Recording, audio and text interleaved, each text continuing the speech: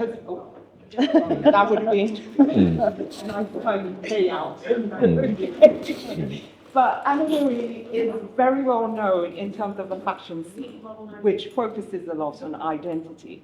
She graduated from the University of the Arts London, which is one of the premier institutions. We'll give them that in terms of creative education. And then for some reason, she decided to veer into the civil service. But you'll have to explain yourself to everybody. And spend a bit of time doing that. Has a wonderful eye, and you would have probably seen a lot of her work, but not recognized that it's come from her.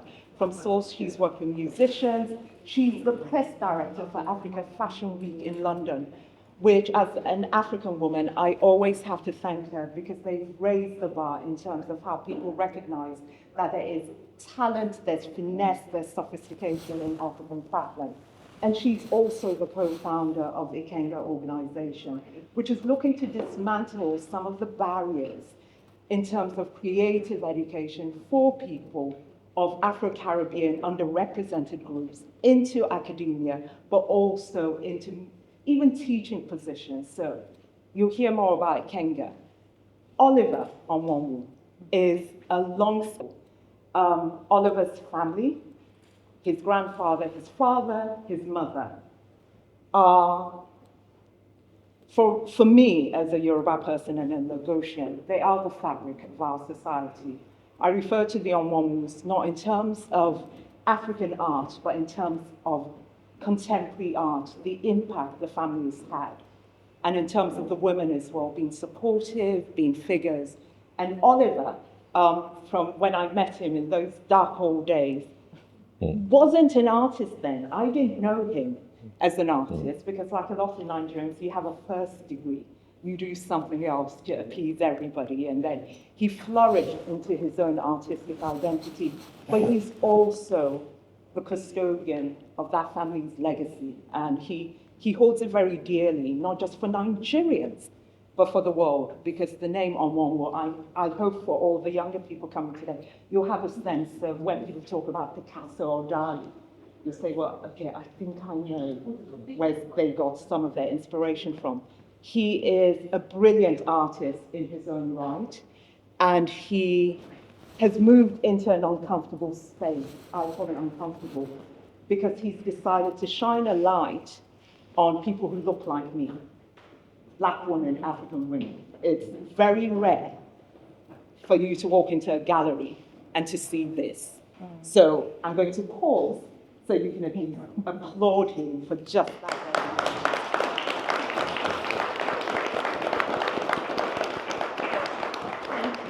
And that's what his work is about. It looks comfortable, but it is uncomfortable. And there is a sense of tension in what Anna Marie and Oliver do in terms of the negotiation of spaces and challenging stereotypes and prejudices, and also being actively engaged within their community here, back home in Nigeria, and within the African diaspora communities. So I am going to kick off proceedings. This is the gist, so we'll have some set questions and then I'll open the floor so you can ask the questions. I will just ask, I have talked for a long time, but that's my prerogative. I will say we're not going to do Lagos State House of Assembly style of questions where we go on for 10 minutes. If you don't know, we'll keep it short, sharp, keep it lively, and there might be some things that make you feel uncomfortable here, but I think that that's the purpose of art. Fashion is art, so hopefully you'll learn a lot and have a good laugh. Okay? Super.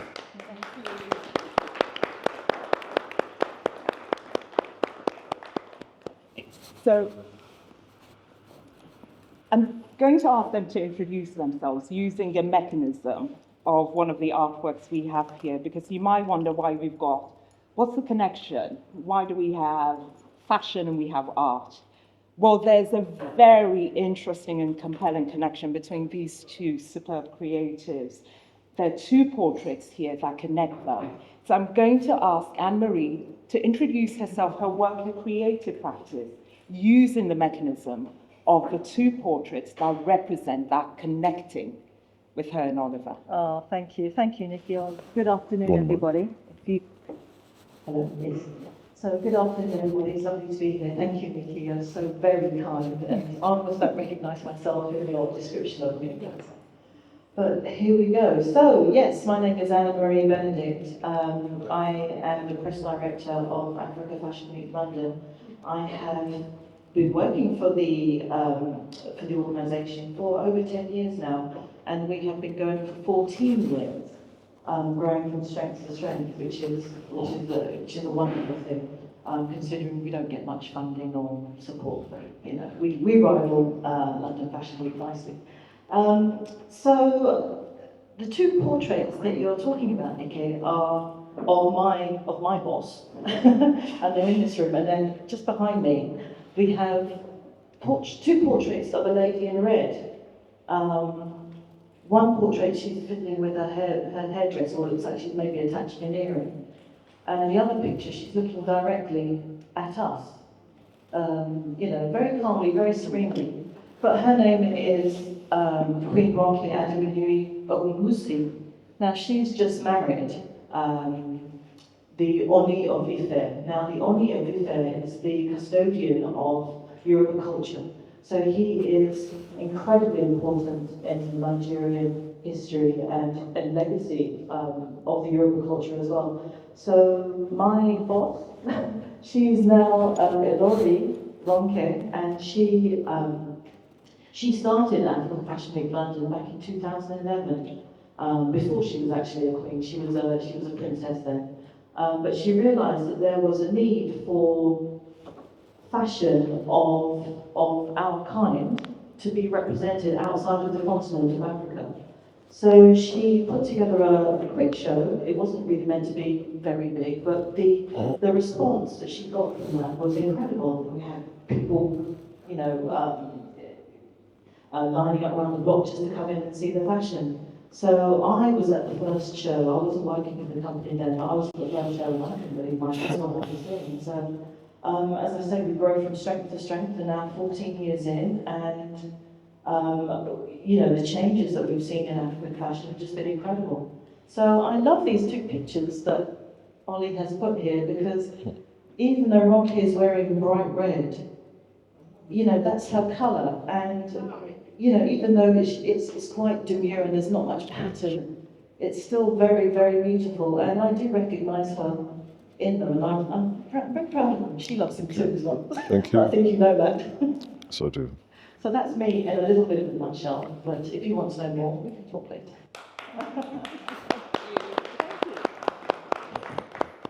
Oliver. Okay, Oliver Nwanwu comes from, well, let me say thank you first. I mean, you've done extremely well with a very kind introduction, and you've been able to set the tone properly. I'm Oliver Nwanwu. I come from a long line of artists.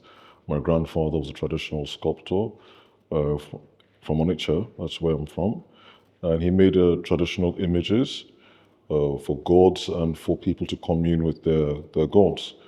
My father is celebrated as Africa's most influential artist of the 20th century. I have been president of the Society of Nigerian Artists. That's a professional body for practicing visual artists in Nigeria in the last 11 years or so. And that body was established in 1963 to engender the highest professional standards in the practice and teaching of the visual arts in Nigeria. I also have a leading gallery in Lagos called Ikenga, and I live between Kent and Lagos. And this is an exhibition that I'm doing in conjunction with my father because it marks the 30th anniversary of his passing. He died in 1994. And incidentally, this venue was where he had his last major retrospective. And so it lends to the title, A Continuing Legacy.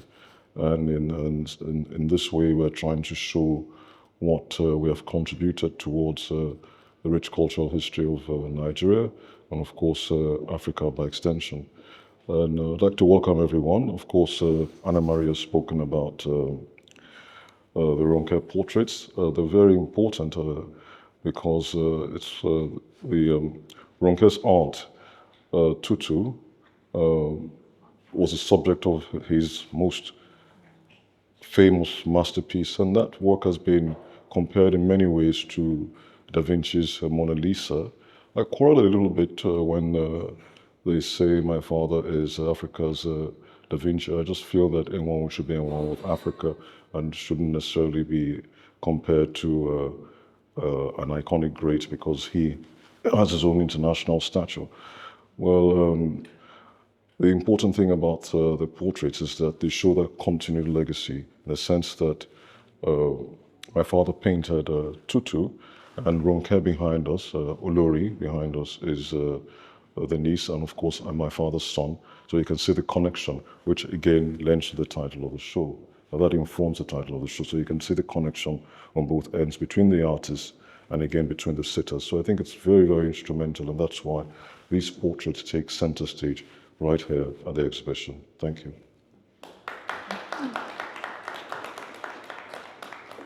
So Oliver's told us a bit of the history of Olori Aderonke and Olori's queen. But Oliver, when your father painted Tutu, there was a bit of controversy because you mentioned your heritage, you're from Onitsha. And he painted an Ife princess. What do you recall from any conversations you had with him about how he responded to the criticism he must have had? Because, you know, there are lots and there still are some incredible women, you know, and your line as well, you know, has royalty in it. What do you remember from that? And then you as well have done it as well, and I'm sure you've encountered the same of saying, you know, oh yeah, now, how about us? That's a very good question. Well, artists always have to develop thick skin because we're out there. Once you put your work out there, you cannot control the narrative, and that's the truth. And so, as much as possible, we just take on the good, constructive bits. And my father would always dismiss the parts he felt not very complimentary. And even if they were valid, he might look at them. But if they weren't, then he wouldn't necessarily just dismiss them. You know, so I think that it was very important because here was an Igbo man painting Yoruba princess, and at the time we had just come from the Biafran War. So for me, I think it celebrated the best of Nigeria. It brought people from different tribes together, you know, because he was Igbo, and then she was a Yoruba princess, and it promoted peaceful coexistence amongst various ethnic groups. I think what is even more important is that it celebrated black people all over the world. You see the beauty of the skin, the graceful neck, the elegance, the flamboyance, the gaze that is no longer subjective. You know, you can see how bold and confident she is. And I think that portrait came at a time when it was important to celebrate all things black. And it was important that Africans and black people over the world were not judged, you know, by the color of their hair, texture of their hair, skin, and all that, but by their merits. And that's one of the reasons. That's one of the reasons why that portrait is extremely important. There were 3 iterations, and all of them were immensely successful. And I've taken a cue from there, you know, in celebrating the next generation. Thank you. I'm just going to pose a question to the audience, and we talk about the impact of Tutu, but I'd like to get a sense of how many people were aware of the painting before there was the news flash that had been found in their flat in North London. Did anybody know about Tutu? No. Yeah? No? Eyebrows raised, yeah, some silent plants. Yeah, it's just really interesting, you know, because for me, it's been there in the fabric. When you talk about representation of beauty, and that's a lot of your industry, Anne-Marie, Tutu was our Naomi Campbell. You know, growing up in Lagos, when I was there, she was like the Miss World, the Agbani Darego, before Agbani Darego, you know, in a way. So she's been omnipresent, so it's interesting to see that didn't quite transfer. You mentioned the word gaze, and both in fine art and in fashion as well. That sense of the gaze that's missing in terms of black identities, particularly black womanhood, in a lot of paintings, in a lot of pop culture. We're made to look, to cower, to be subjugated, and to look down. And here, you know, you just take a minute, look around you, you'll see you've got black women looking boldly out at you, you know, and just saying, I'm here, this is who I am, and accept me. fashion still has a problem, Anne-Marie, in a way, you know, bless Edward Enninful for everything he's done. But how do you, as the stager of an exhibition like Africa Fashion Week in London, how do you orchestrate that tension between what is the conventional gaze and then your representation of African womanhood? I think that's a really interesting question. Because I think Africa Fashion Week London is quite unique in the way that it's very for African designers. So it's almost like a safe space. So an African designer, whether they're from South Africa or West or East, can come and present their designs, and they will always have elements of their own culture in them. For example, we have a lot of South African designers who come from the KwaZulu-Natal region, and they've always got beading everywhere, and that's part of their heritage and their culture in modern designs. And it's almost like, this is who I am. We're not conforming to whatever we think that we should be wearing. We're not even conforming to trends, you know. And I think it's funny that we were talking about gaze. Whereas Oliver's artwork, you have many of your women either looking at you and challenging you in their gaze at you, and I feel that it's very similar to fashion. You know, your women here, they're looking at you saying, either you come with me or you don't. You know, either way. That's what I'm getting out of them. Yeah. And I think that's the same with African fashion. It's like, we're not following any trends, you know. It's mainly warm on the continent. We don't have to do winter seasons or anything like that. This is what we like to wear, and we're going to wear it. Come with us or don't. You know, that's. I think that's a similarity, and I hadn't really thought about it until you mentioned gaze. But yeah, I think there is a correlation between Oliver's art, you know, especially the women gazing at you or not gazing at you, and African designers and what they put on the catwalk. It's very interesting. Thank you for that. Thank you. Oliver, now I'm going to put you on the spot. Why this? It is a source of contention, you know, as much as we love and adore Nigeria, there is still a sense that, you know, even in Nigeria, whilst we have, you know, we've had female deputy governors, captains of industry, there is still a sense, you know, of, well, you know, motherhood, who are you looking at, you know, so why have you so rightfully chosen to show us as the formidable peers we are? Well, I think that, first of all, my mom was a very strong woman. Of course, she's been very instrumental. And I would say that to my art, she's actually even encouraged me more than even my father. My father, of course, is a beacon of the art industry in Nigeria, but I think I owe more to my mom because she nurtured us even more while my father spent more time in the studio. Of course, I admire him, and I've tried as much as possible to preserve his legacy, but I think that, you know, the support that I really got was from my mom. She was my first model. She was my first very serious critic. And initially when I started, she would go as far as even buying my paintings, you know, to make sure I had some pocket money, you know, when no one really wanted or thought that they were much or anything, you know.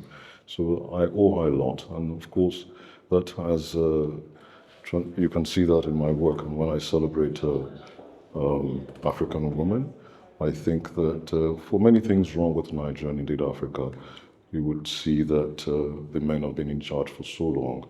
I think it's time that they gave women a chance, especially when you think that the basic unit of a social life, you know, is a family, and you see how women have been able to hold their families together, look after their children, support their husbands. You know, some of them are even breadwinners. So I feel that, well, if the men have been given an opportunity and we're not doing so well, then I think that women should be celebrated and elevated, and I think that's extremely important. I think that even artists have always, for centuries, historically, always admired women, and that's why you see women being painted over and over again. But for me, I find it difficult to paint a man because I mean, there's nothing so beautiful about it, man. But when you look at the woman, there's so much you want to admire, and even when you look at how elegant, how graceful they are, how sophisticated they are, you want to try to capture as much of those things. So that's the reason why I paint women. And many would quarrel with me that I don't paint men, and I've never really mentioned it in public. But that's the reason. It just doesn't interest me that much. Yeah. Thank you. Now you know why we're such good friends.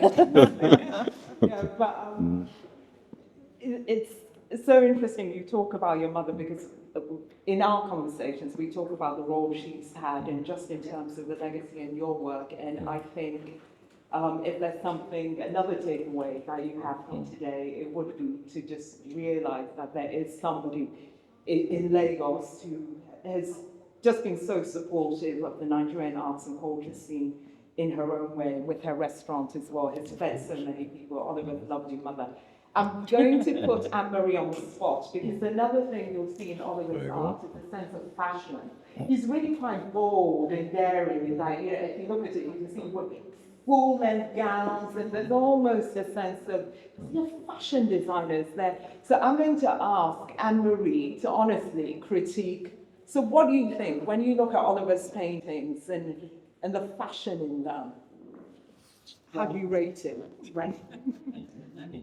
Very, have very, the very mic dramatic. ready. However, I'm very interested in, have you dressed your models? Did you dress your models?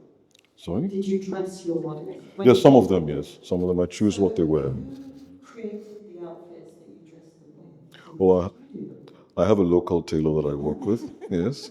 Well, I'm very impressed because as a Thank fashion you. designer, you've got an amazing sense of drama. I mean, looking at the beautiful Polish pictures at the end there, and she's got very dramatic sleeves, and you've got a shrugged shoulder. With You want to keep the microphone closer so everyone can hear?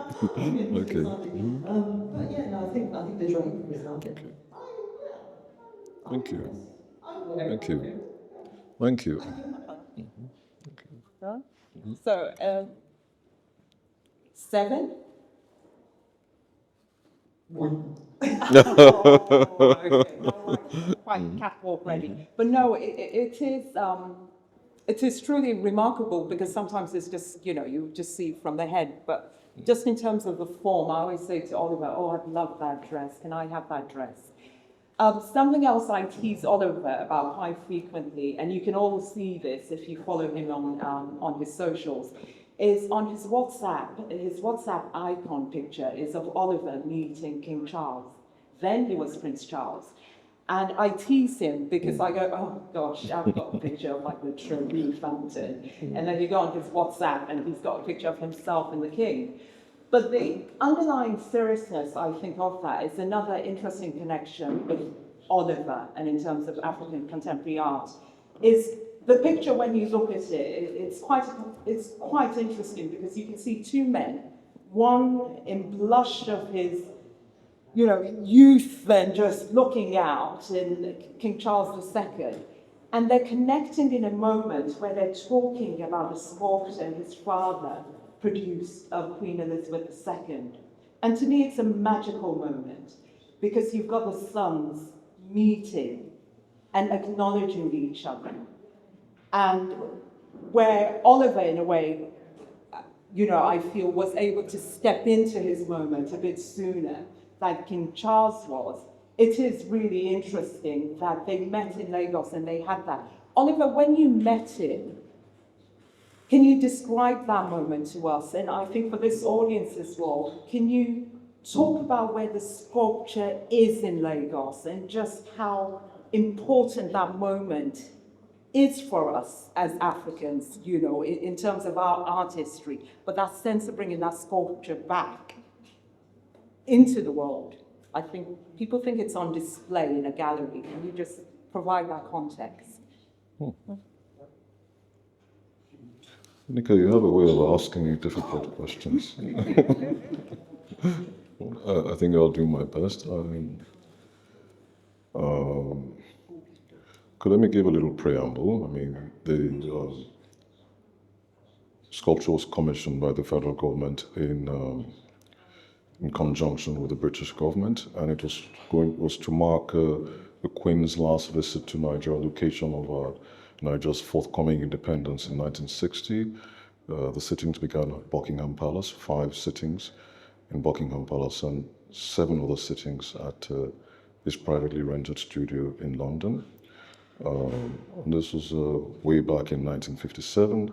At the time the sculpture was produced, it was criticized for, I mean, some of the critics went to town saying that he had Africanized her features, but I think it was very important to show that this was an artist at the height of his powers. You know, he was the most recognized African artist at that time and one of the most successful in the Commonwealth, and that is why he was given that commission.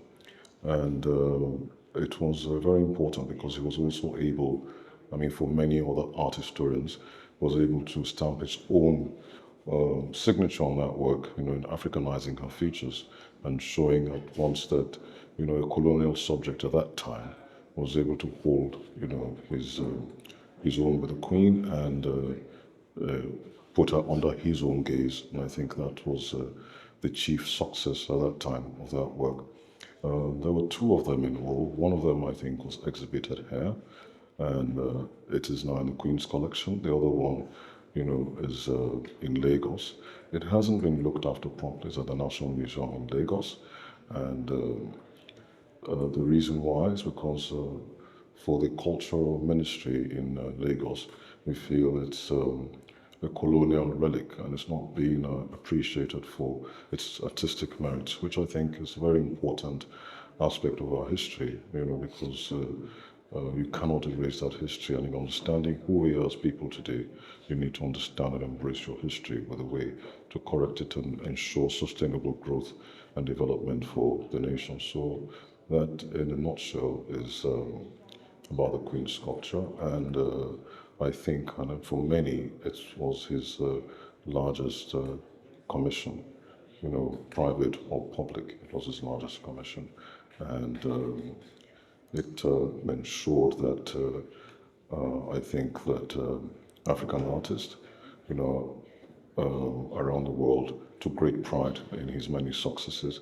and when you look at his trajectory, you will find that from that time on, you know, it was a thing of pride to embrace art as a discipline. Before his appearance on the scene, you know, the artistic profession was largely one of ridicule, and many parents even at that time wanted their wards or their children to study, in quotes, the more professional disciplines like medicine, like law, like engineering. But with his many successes, you know, even his fame and recognition was used to champion black nationalist struggles all over the world. So I think that's the chief importance of that work. Thank you. Yeah, and just to pick on something you said about our attitudes, parents' attitudes to careers in the creative industries in Africa, I feel there's a softening, perhaps, because they're seeing, you know, the Burner Boys and everything. But I don't see it so much in the fashion scene, Anne-Marie. I see in terms of film, in terms of fine art, maybe because it's at home, it's in Nigeria, and as well as overseas, and they can see its impact in the global media on socials. I don't feel as though fashion has had that sense of elevation. It hasn't yet, and I have a theory that this is why. So in Africa, and it doesn't matter where you are, Africans like to dress up for celebrations and parties and any reason, basically. And everybody likes to wear they like a new dress. So you'll buy all your material and you'll go to your tailor or your seamstress and you'll run up a quick dress and you'll wear it for that party and then you'll throw it at the back of your cupboard or something like that. So you'll have tailors and seamstresses on every street. Everybody knows a tailor or seamstress, and everybody will have their cloth sewn for them. And it's quite a throwaway culture in that way, where, you know, you'll make a dress and then you wear it once and then you won't wear it again. So I think that's why fashion hasn't yet come into its own as a fine art in itself. Even though there are some very, very good designers who are making some wonderful clothes, and I think the tide is turning a little bit, but I do think that the powers that be feel that there's not much, or there's no need to invest so much in the fashion industry, although it is a billion-dollar business, you know, and if they were to take taxes from every seamstress or tailor on the street, they'd make the country make a lot of money. But I think that's where the downfall is us Africans are very, very good at the creative industries and using their talent to make beautiful things. And it's very easy for them, and they don't necessarily need proper training for them. So I think that's probably why there hasn't been that much investment in the fashion industries or building fashion schools. I think there's one fashion course, state-sponsored fashion course in London, that's in Yabatech in Lagos, which is criminal. But you know, it's changing. It's changing. Myself and Queen Bonne trying to do a lot with textile education and fashion education with what we do with African Fashion Week. Like, for example, we partner with quite a few universities, Henry Business School, Parsons School of Design and Technology in New York, Manchester Met University as well want to come on board in trying to create fashion courses for young designers to actually be taught at a Western university level rather than their own, you know, teach themselves on their bedroom floor cutting out patterns. So it's changing. Hopefully we'll get there because there is a lot of investment in the other creative industries, like, as you say, like music and film and also animation, and 3D animation is coming up quite quickly. But fashion just needs more of a push too. And then well. That's probably why they're not investing. Oliver can become a designer. Okay. One of his Okay. many He already is. Already am. So Okay. You want me to add to that? mentioned something that's very dear to my heart, the role that practical creative education plays in having a sustainable global standard creative industry. And I've spoken about this in Lagos and said, Yabatek, you know, Unsuka, Jos, Kaduna, these were hotbeds. They were incubators for a lot of the talents in fine art, in the music scene, and drama and film, as we know, but it's not happening. Oliver, I'm aware that when you were president of the Society of Nigerian Artists, you had an education manifesto. Can you tell us a bit about the work you did then and continue to do in terms of just bringing in that practical, commercial sense of education to emerging Nigerian artists? Another tough one. Okay. All right. When I was president, I did as much as possible. I like seminars, I like talks like this. And so as much as possible, I arranged a lot of these talks. I tried as much as possible to make them interdisciplinary because artists being who they are, we tend to just sit in the studio. We call them studio rats. You know, you just sit in the studio and your easel is in front of you and you paint and you paint. And in many ways, you're cut off from the world. You know, you're not alive to what's going on and you don't respond to various environmental stimulus. And I think that, you know, that for me is the bane of the artist. And what I tried to do as much as possible was to make sessions, educational sessions, as interactive as possible. We tried as much as possible to publish monographs on artists, tried as much as possible to float academic journals. But all of these, you know, they're very difficult to support. Now, most of the development that you find in the Nigerian cultural sector has been private sector led. And I think that the Nigerian government and indeed African governments are not doing enough. And that brings me back to the question you asked Anna Marie earlier. You know, and that for me is a problem because Nigerian government, for instance, and many African governments, you know, rely on just exporting mineral resources without developing the indigenous talent. Now, the reason for me why other creative sectors like music, and film, would have more investment is because, it's something that you see immediately, and because of its broad mass electronic appeal, it's easy for the Nigerian government, if they want to begin to support the creative sector, to first of all delve into that because it might bring immediate yields and returns. Well, for the visual arts and for fashion, I mean, how many people would walk into an exhibition hall as opposed to if maybe a musical artist like Burna Boy goes to a concert at the Wembley Stadium and he's able to immediately, draw very large audiences. It becomes immediately more appealing to invest in as opposed to invest in an exhibition, that maybe at the end of the day, maybe 400 people will visit, and even if you produce a catalog, how many of those catalogs are going to be published or printed, and how many people will actually receive them even when they're distributed. It's very different, to a concert where, even the appeal of the internet, spreads it to millions of people. Just look at how many followers that, some of these musical artists are able to garner on the immediate. So I think that that for me is a problem, the lack of empathy from the African governments who are still, in many ways, still grappling with basic necessities like a politic power supply. It's very difficult for them to begin to look into other areas.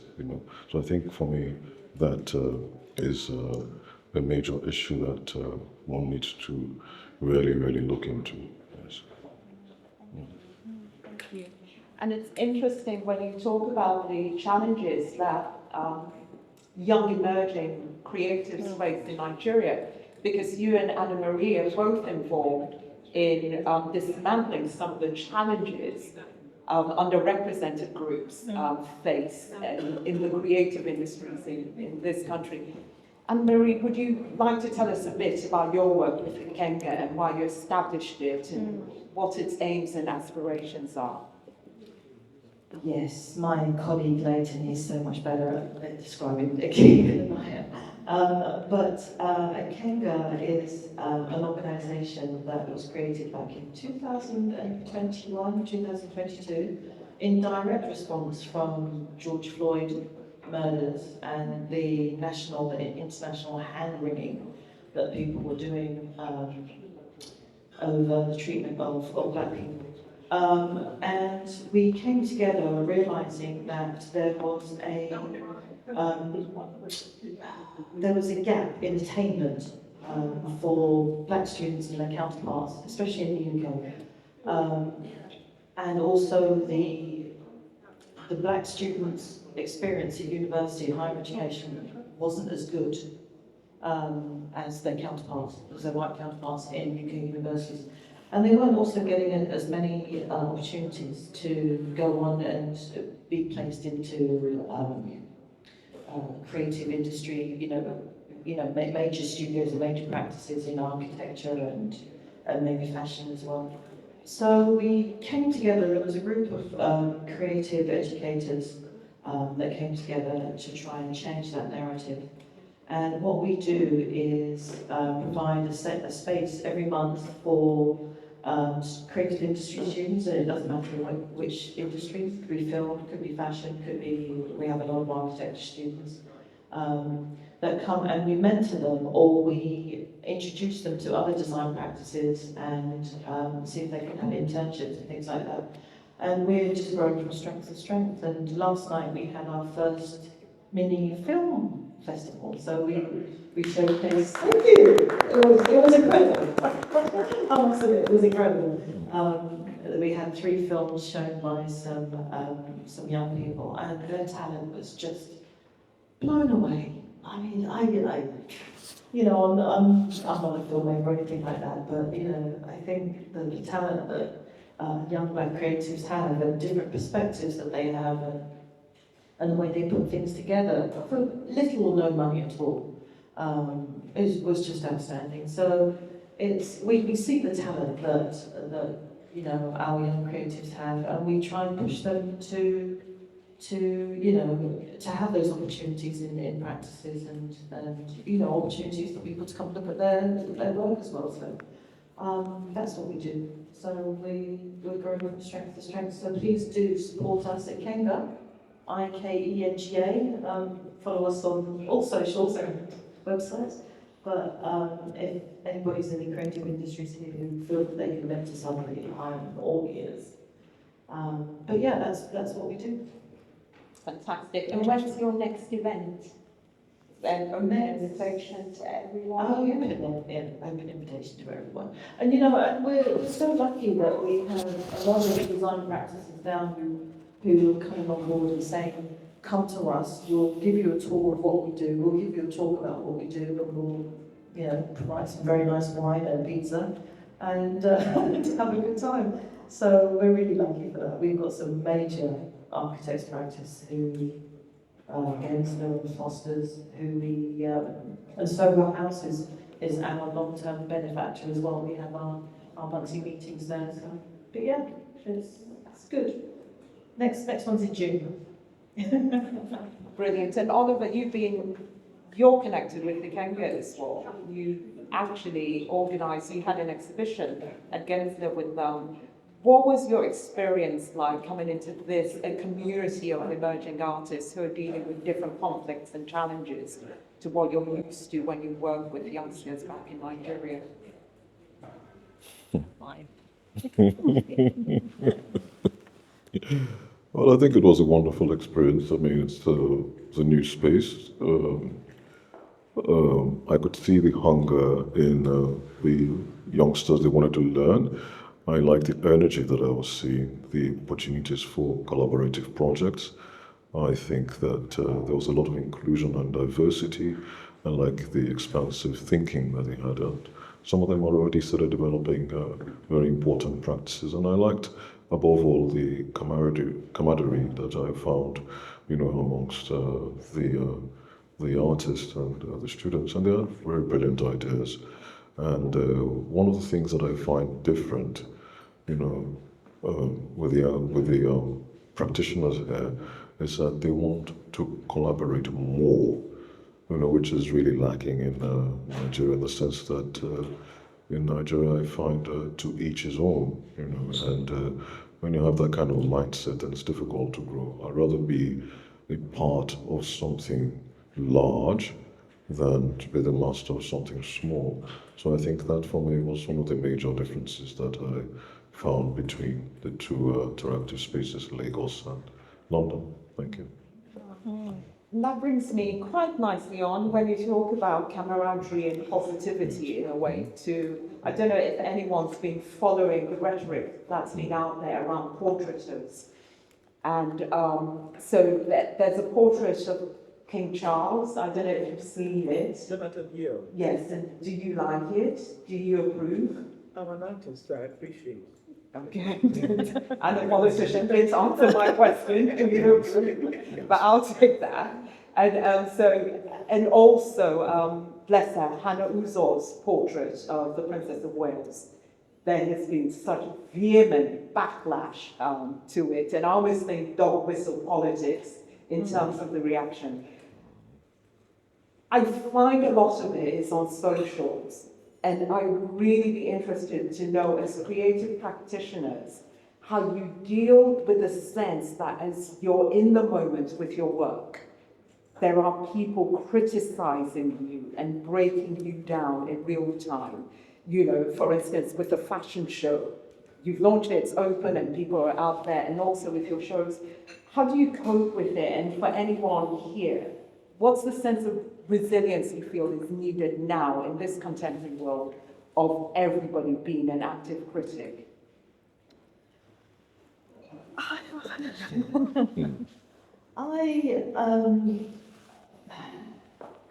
Many years ago, I was with a friend of mine, and we were both looking at an outfit that somebody else had made.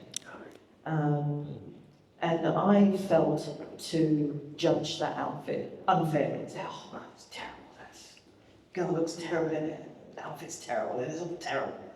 And my friend who was actually a fashion designer. She says, Anna, it doesn't matter if you think it's terrible. The person who made that put all their heart and soul into it, and you should never criticize anybody who is being creative and has put their art out there to be shown. No matter how many people, it could be the worst thing in the world, but that person has loved it enough to show it. And you should never be critical of that. I've always taken that from you. If I see a piece of art that I don't particularly like, but it doesn't matter because it's art's for everybody. Some people like it, and I absolutely appreciate the time and the effort and the love that somebody has done to create it. So that's how I felt. And for the criticism that could be coming our way from externals, I would just say, when that person who's criticising brings their own, that's when I'll listen to it, but I don't listen to it. And I hope the creatives that I'm working with don't listen to criticism as well. I do try and, give them props to say, it's beautiful. You don't keep scrolling down and going, oh, they didn't like my collection. No. No. Well, I think a little differently in the sense that I feel that, once you put a work out there, it's open to that. And for me, if you are in this business, then you have to be ready for that. Otherwise, you're in the wrong business as far as I'm concerned. For me, when I create works, I want to have people respond to it. I don't want people to look at my paintings and just say it's interesting or they're interesting or nice. What does that mean? If you're going to say it's terrible, I prefer that. Say it's terrible. If you say it's beautiful, then tell me why. For me, you must have a response to the work. I don't particularly like very bland responses because it makes me feel you haven't engaged with the work. And for whatever criticisms, good or bad, it just serves impetus for me to either improve or respond or to give it right back. But I don't just like bland responses. They don't interest me. No, I would say if you haven't seen the portraits, it'll be interesting to see what you think. And I think one of the charges against the Princess of Wales, we were discussing this, is they say it doesn't look like her. Who is it? So what would you say to that? Have you had subjects come back to you and say, I don't look like that, Oliver? What do you do? I respond and I say, well, that's what I see. That's why you commissioned me. That's what I see. That's what I've done. If there's anything you're going to criticize that is valid, maybe you think I use cheap materials. That could be valid. Maybe you think the frame is cheap. Well, that's valid. But if you are criticizing the paintings, then that's different. If you wanted an exact look, that didn't necessarily capture your essence, then you should have got a photograph instead. Don't say something. Anne-Marie, how about you? Okay. I don't have anything to add to that. Not the line. Go to photography. We're going to have, I'm going to hand it over to you, and before I do, I'm going to ask them a couple of questions because some quick fire questions. So, Oliver, 1990s, early noughties, Lagos, what would have been your go-to song? What would have been playing in the CD deck in your car as you were crossing from, Oliver lived on the island, so all very rare and fun and posh, and, like some of us who lived on the mainland, and it was like, traveling. The island is like going to London, from Lagos. So what would you have been listening to? Because now we talk about Nigerian music everywhere. So what was your vibe then? Who was your go-to? Okay. Well, I liked Fela. I like everything about Fela. So if anything had to be blasting and it was African, then it had to be maybe Water No Get Enemy or Gentleman or When Trouble Sleep, Younger Go Wake Up. Those are the songs that I really liked. And I liked the instrumentals a lot. Yeah, I thought they were really inspiring. Yeah. Yeah.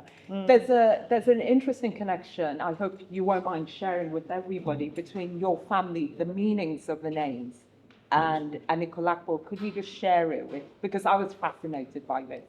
Okay. Anikulapo, I think, means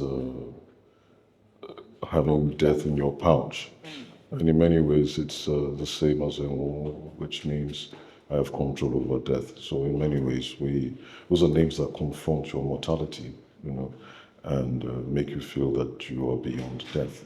And when you look at even the paintings that my father and I do that have to do with the masquerades and the spiritual, we believe very strongly in the afterworld. We believe that our ancestors are still with us. We believe that, and that's the typical African culture where, even before we have important ceremonies, you do libations to your ancestors and your gods. So I think that that is what is contained in our surnames. I mean, you see that very striking similarity. And sometimes I think about it in the sense that, well, Anikulapo, the musical family, and one the artistic family, share in many ways the same surname. But I would also advance an argument that while Anikulapo was something that was invented, because his own surname is Kuti, and one was indigenous, to their homes. So I had to add that. Just want to make that difference. Thank you. Do you think there's a connection between death and creativity? Yes, of course. I think so, because from the very beginnings of art, I think that there was always a need to connect to the creator. Artists always had a means to commune with their gods, and artists and people always thought what happened or what happens to you, after you're gone. So there is a connection between death and creativity, and for many Africans, we believe that, true art comes from the spiritual realm. The spiritual realm, you transfers to the spiritual realm when you pass away. And when you think about even the masquerades, these are dead people, in many ways, and that is a connection with the ancestors who have gone before you. And for one to be an ancestor means you've already passed into transition. So there is a connection, very much so, between death, passing, through from one realm to the other realm, and through art. Yes. Thank you. Who was your musical? What was playing on your CD? In the 90s? In the 80s? 90s. In the 90s. Oh, God, you can't pass the 90s R&B. No, Daddy Shoki. I love Ikenga as well. Yeah, I mean, I was in England. I was in, where was I? I was in university in London in the 90s. So, yeah, London was a hotbed of good stuff. Good music. Good music, yeah. Yeah, Okay. a lot of it came from the States, but yeah. I loved a lot of it. Favorite old school Nollywood film? Not this new Netflix stuff. I'm talking about Nollywood in the real sense of Nollywood, parts 1 to 14. Village Headmaster. No, that is not. Okay.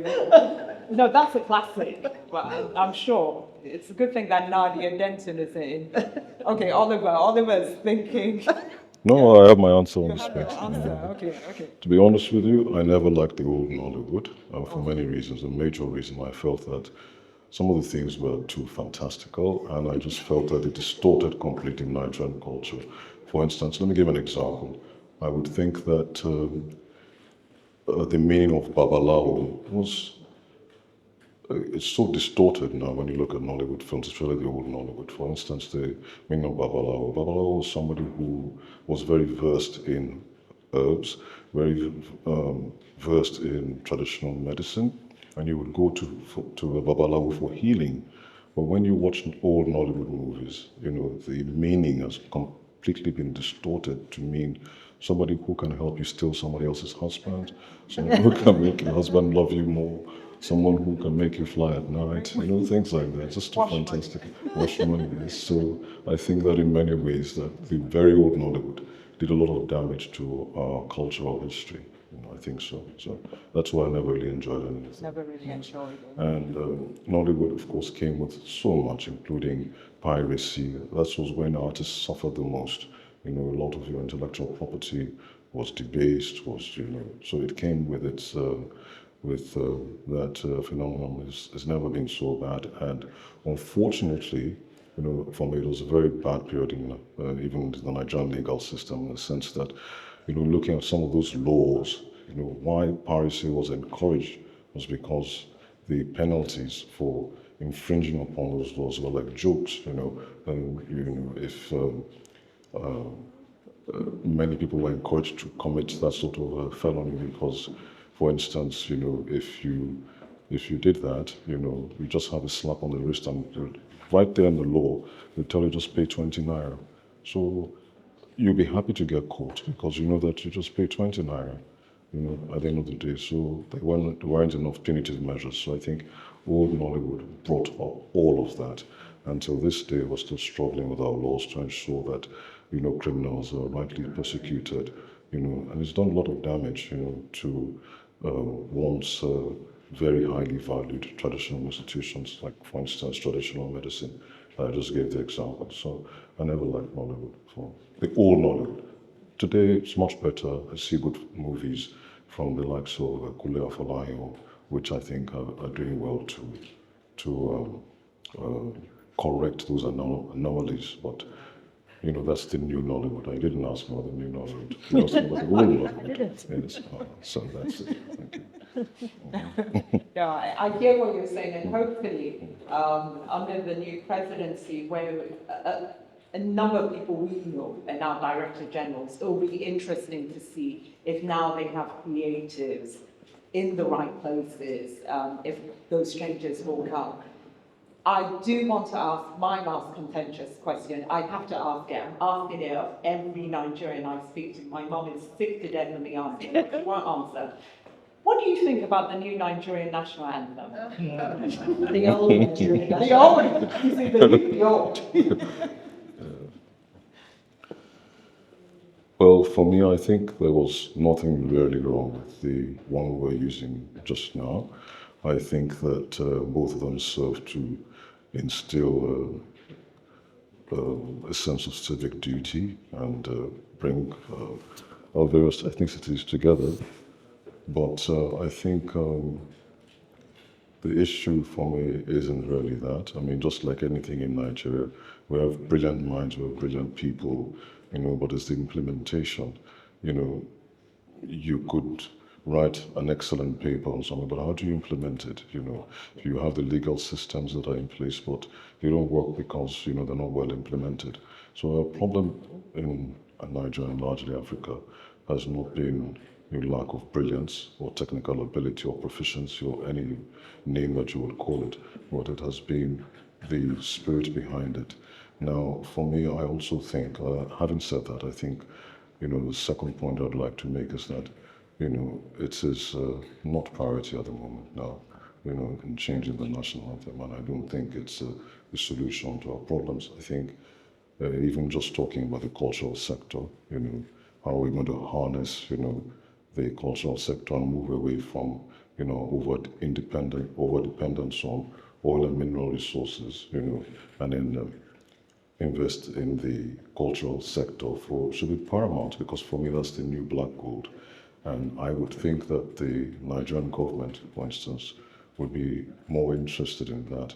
For instance, mapping the value chain. You can't even tell what the value chain is in our visual arts sector, and if you think that, the first thing to do is to change the national anthem, that means there's a problem. So that's our take. Anne-Marie, last word. I think there's more things to worry about, as Oliver said, so going back to, yeah, it's my contempt is showing. There's other things to do. There's more pressing problems that the country needs to deal with, rather than going back to an old national anthem. Well, yeah, but yeah, that's my take. Thank you. Right. Over to you. There must be lots of questions. There must be somebody who really wants to know Oliver's favourite Nollywood film from back in the day. Okay, I'm good. Are you? Yeah.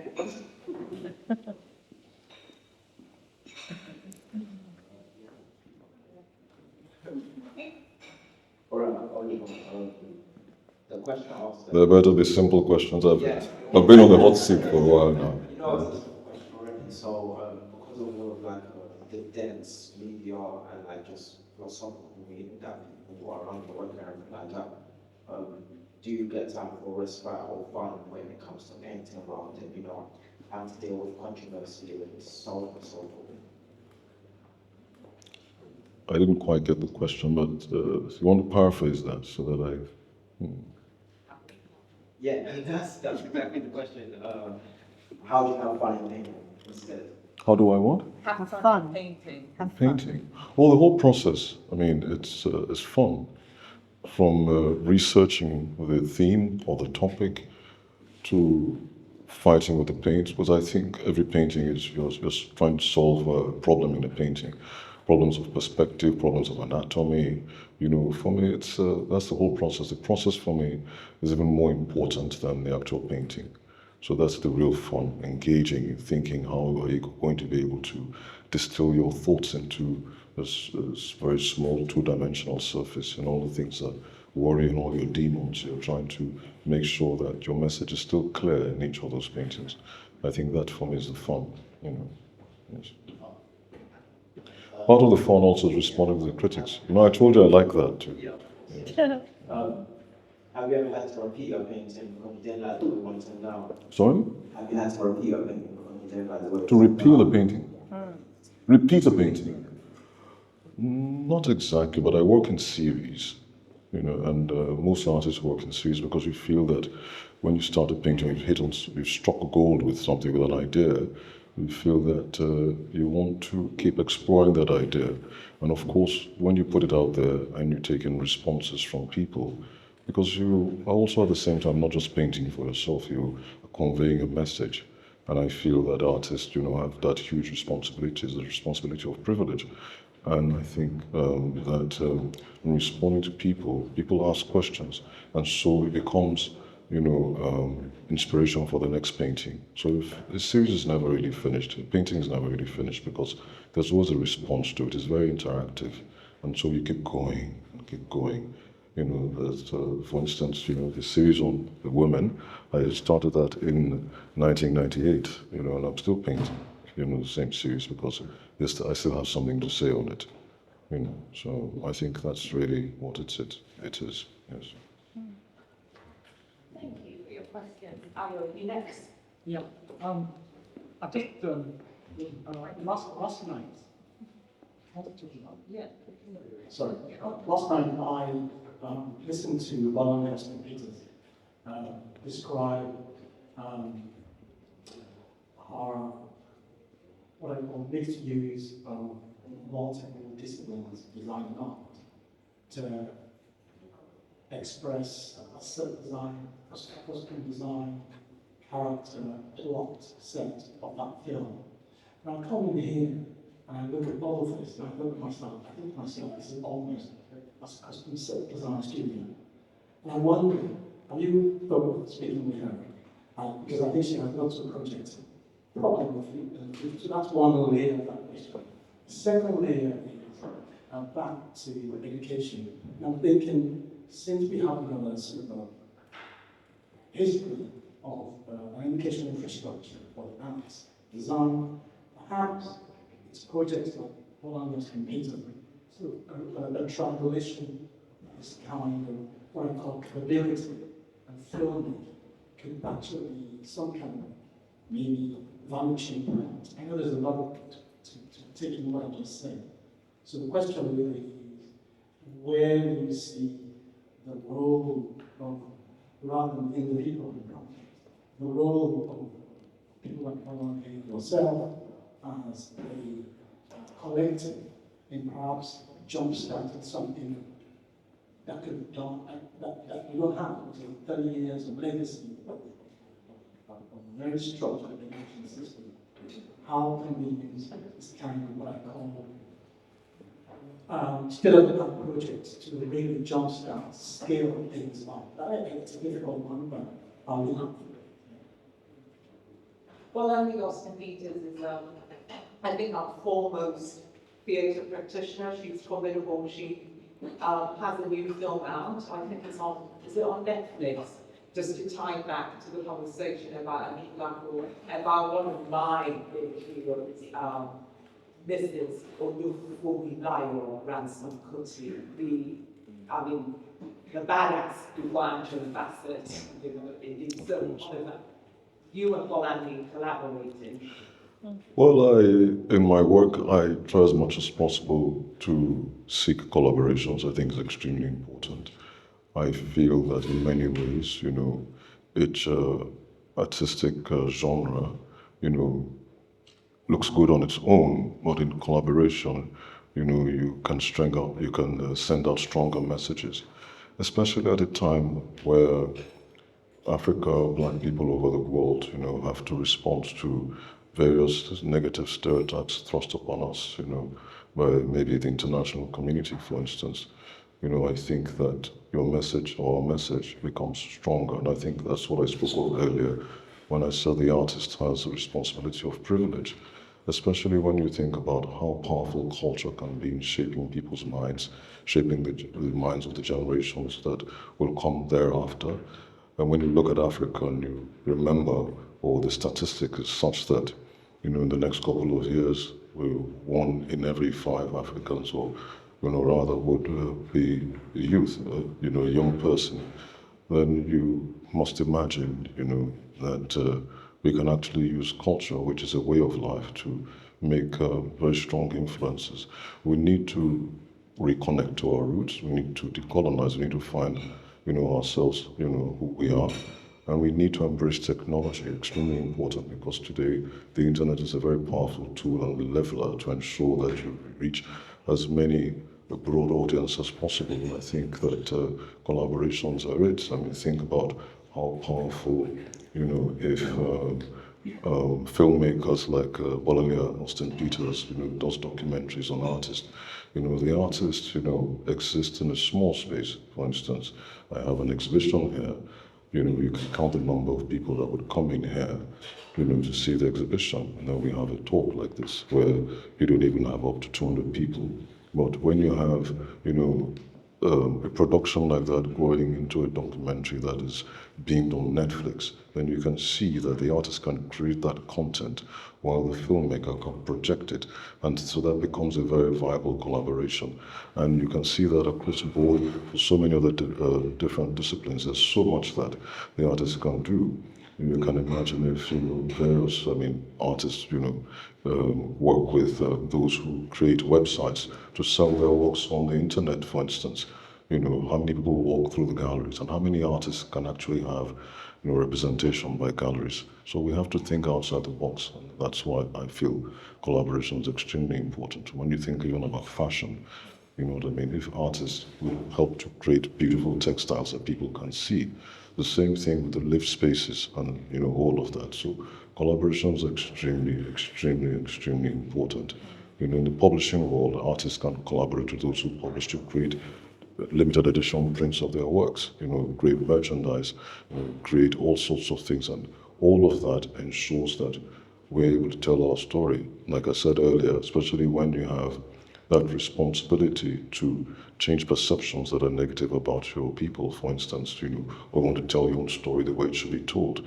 I think these are things that, you immediately see the power of art and culture, and especially when you think even as countries do more business together, and form cross-cultural relations, and how powerful soft power is, in bringing people together to understand each other even better and to do business better. It cannot always be a business as usual. Think, for instance, if we were doing more business with the UK, for instance, and conversation starts with the repatriation of our cultural artifacts. That's a proper conversation, and that is a conversation that brings equality. So not one person is subjugated in any way, but it's an equal partnership. And for me, that's the real stuff.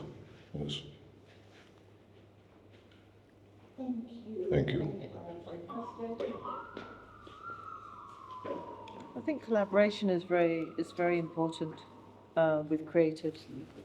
Um, yeah, I mean, collaboration being very important with creatives, um, and artists and designers in between countries as well.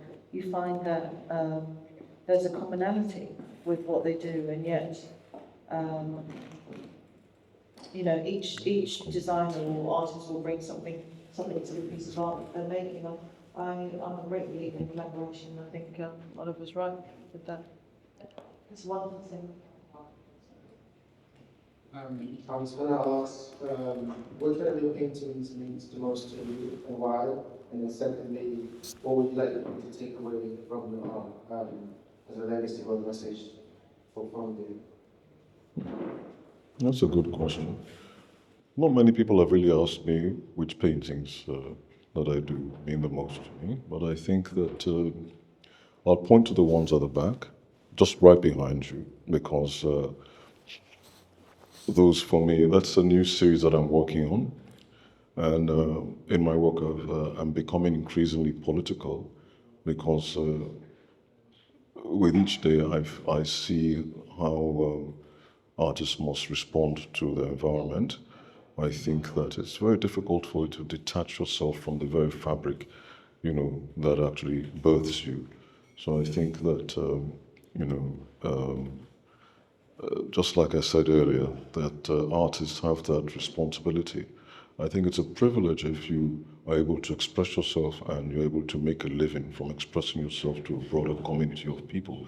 But with that means that you have to be sensitive about whatever message you convey because people listen to you, And I think that, in creating works like that, that have to do, for instance, with bringing the various ethnicities of Nigeria together, because I'm Igbo, and in the last general elections in Nigeria, the Igbos were not allowed to vote, because we were very deeply divided amongst ethnic lines.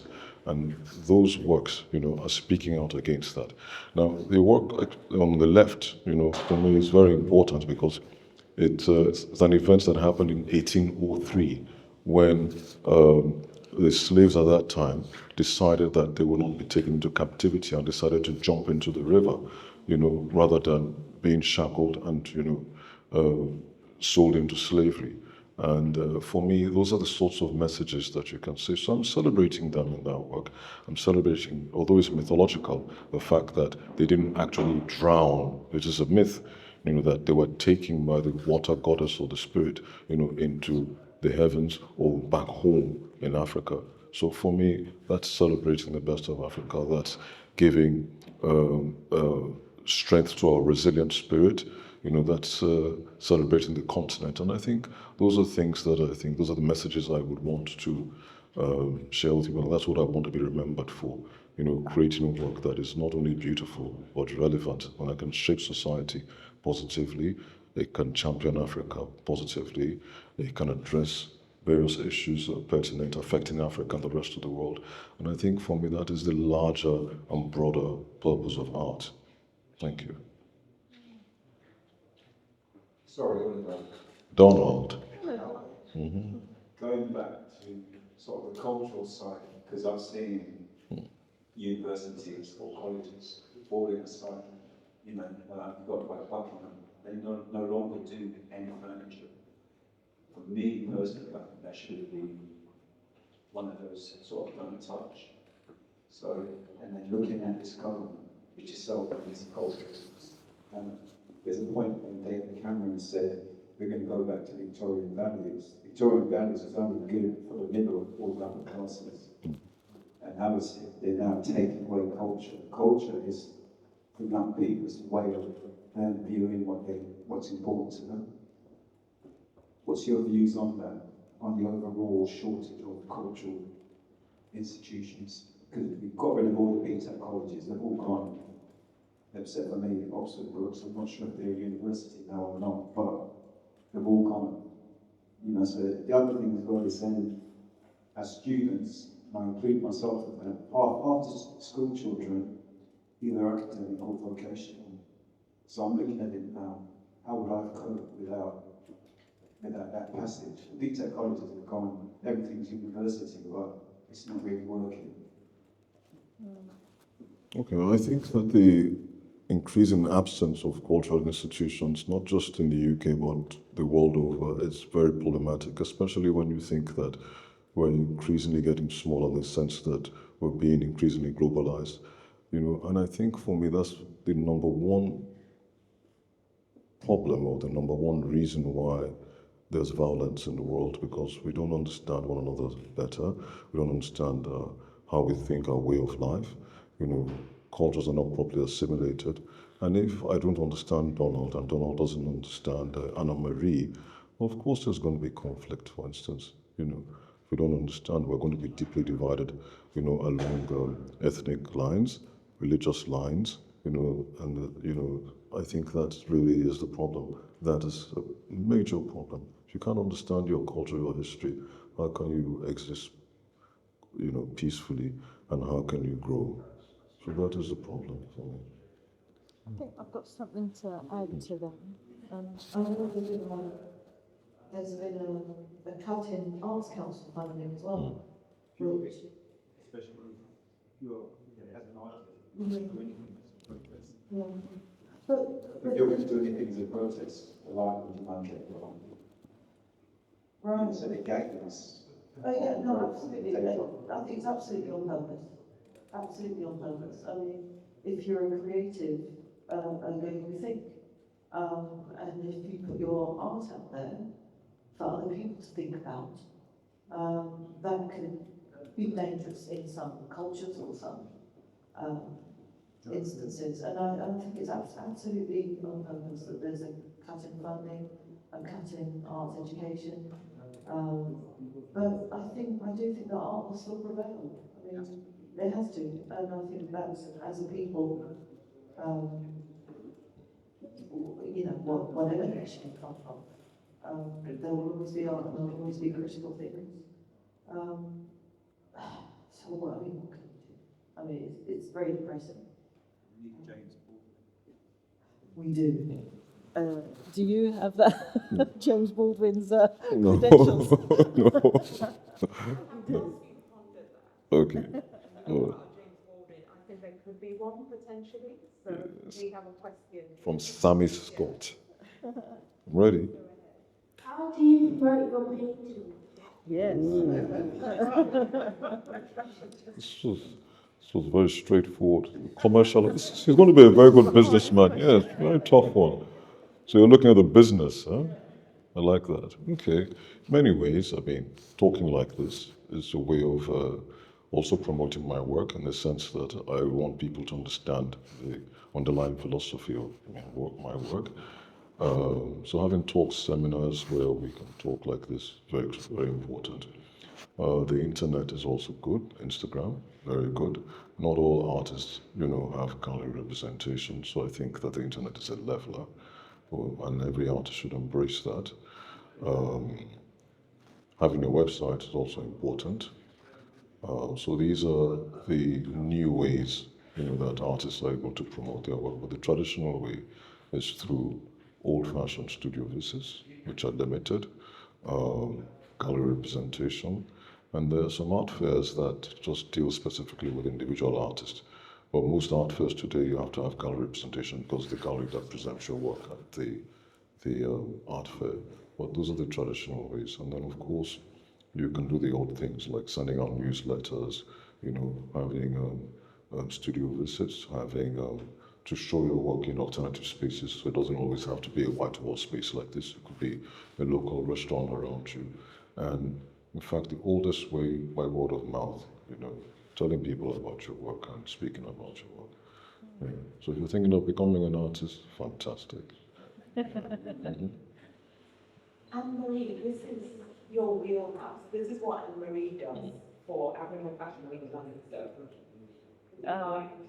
Give a few tidbits. How do you vote? Yeah, I think I was covered it, quite frankly. I think also make friends with people who do similar things that you do, because then you promote each other almost, you know.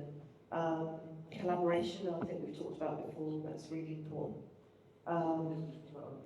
And just, I think just get out there. If you come to, or if you go to events like this, and you network with people, and you find out other people who are doing similar things, and then maybe you find some friends to get together and do a collection or a collective. I think that's, and then you just get word out that way. There's a lot of it's word of mouth, especially when you're your age.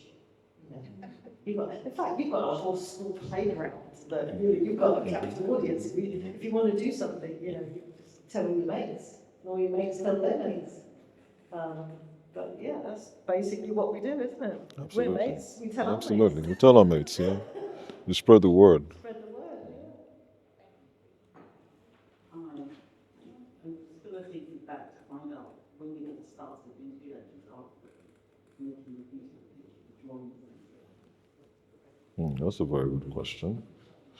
Because the truth about it is that I never wanted to be an artist from the start. You know, I thought I would make a fine doctor at some point. You know, it wasn't supposed to be, and that's what my mom wanted me to be. Even though she was married to a successful artist, but she wanted some sort of comfort for her son, and she was alive to some of the struggles my father went through, even though he was world famous.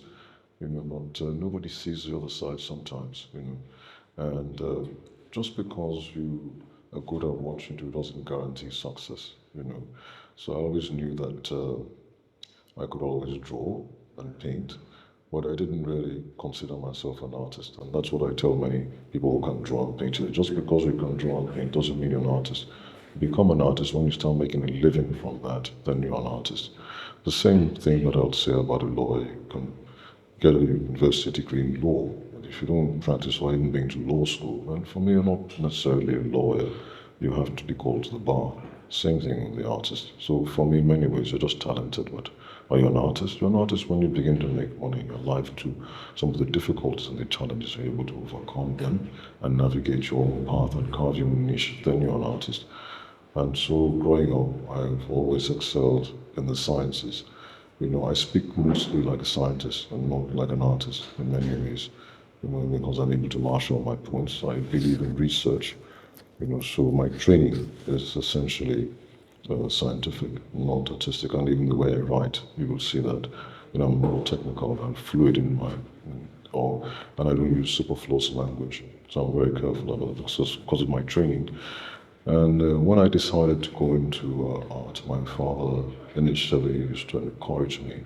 But I think in many ways, I took him for granted because I just saw him painting. You know, I just thought, well, what sort of activity is this? You know, it's not what I want to do on serious.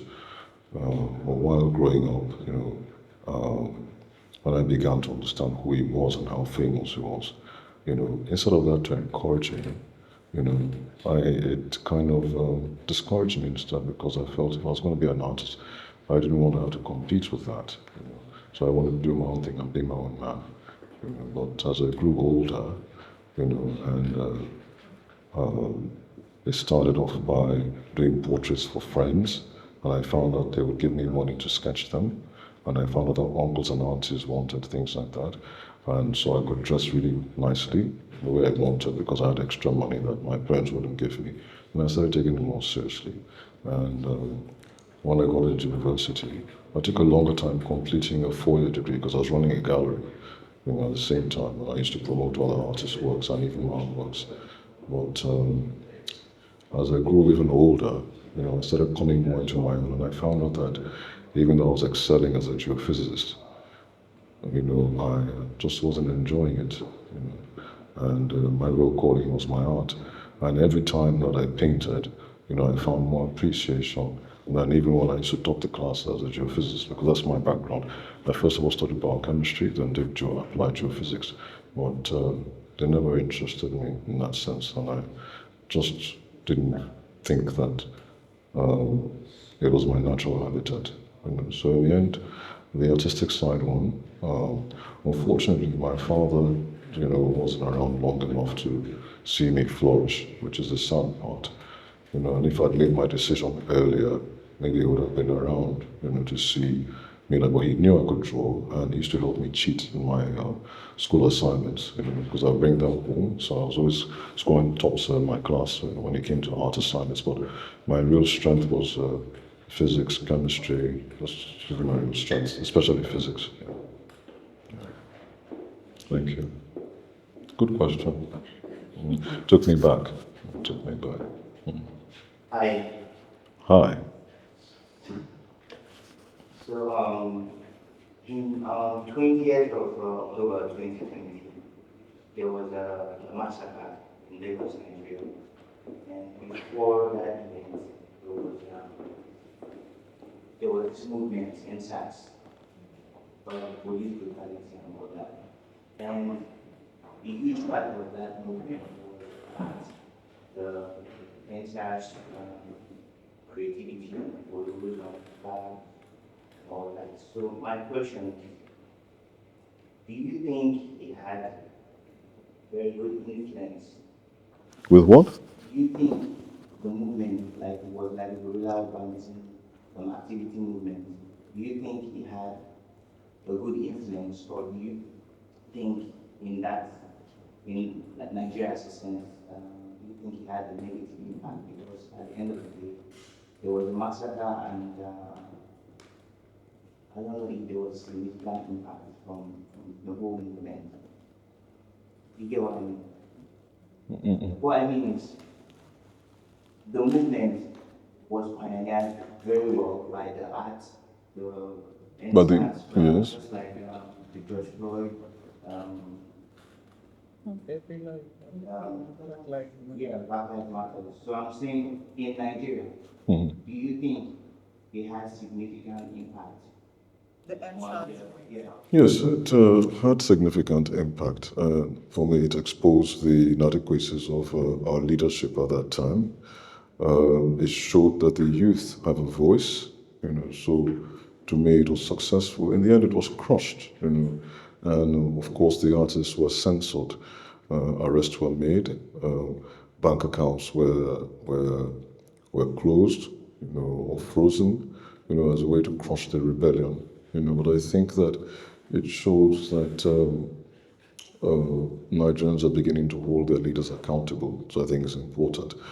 What particularly not very happy about is that the creatives, were not able to come together to create works, and to speak with a common voice. And I think that that's what happens when you have a government that is so authoritative.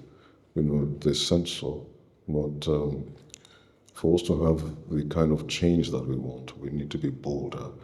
It's rather unfortunate because if you see the artistic output at that time, you see that it doesn't really document or chronicle that time. When you see lapses, think about historians in the next 100 years trying to recreate, what happened in 2020, and they don't see the art, for them to be able to recreate, our lives, or how we lived, all the challenges that we went through, then it becomes immediately problematic. So I think that that is a failing on the part of the creators. We need to be bolder. In his artwork, because we inspire him, and that there is a place for you. I would just like to make a shameless plug for Africa Fashion Week in London, this year's edition. Please go along. It's a great day out, and it's also great for your wardrobe. A lot of clothing is more sustainable than you'd find down the road. Yeah. And to Oliver, keep creating, keep being funny. He's very deadpan, but inside he's moving and just having a joyous moment. But all of you, thank you so much for caring about the arts, for being dedicated and committed. And thank you, Nicky. You did a beautiful job. You did a great job. Thank you, Nico. Bless you. Yeah, very lovely. Thank you. Did well. Did well. Thank you. Very, very lovely. Thank you. You did well.